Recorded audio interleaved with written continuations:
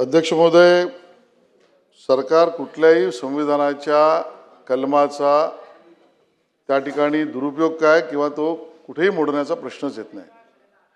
संविधानाअंतर्गत बाध्य असलेल्या प्रक्रियेनेच आपण काम करतो आणि म्हणूनच ज्या परीक्षा आपल्या राखीव वर्गासाठी विशेषतः अनुसूचित जाती, जमाती, विमुक्त जाती, भटक्या जमाती, अ, ब, क, ड, इतर मागास प्रवर्ग व विशेष मागास प्रवर्ग यांच्यासाठी ज्या अन्य यंत्रणांकडून केल्या जात होत्या तो निर्णय आपण बदलला आणि MPSCला करायला लावला।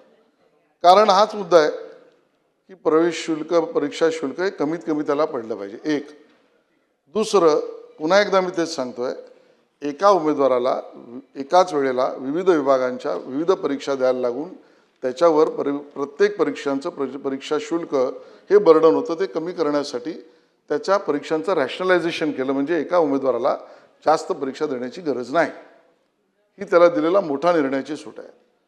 तिसरं, एका विभागातील केडरला आपण बकेटिंग केलं, म्हणजे त्याच विभागातल्या विविध पदांसाठी त्याला विविध परीक्षा त्या विभागात द्यायला लागत होत्या, त्या द्यायची गरज नाही आणि तेवढे परीक्षा शुल्क द्यायची गरज नाही, त्यातही आपण रिलीफ दिला। आणि चौथं, 50% मागणी श्वेताताईंनी केली।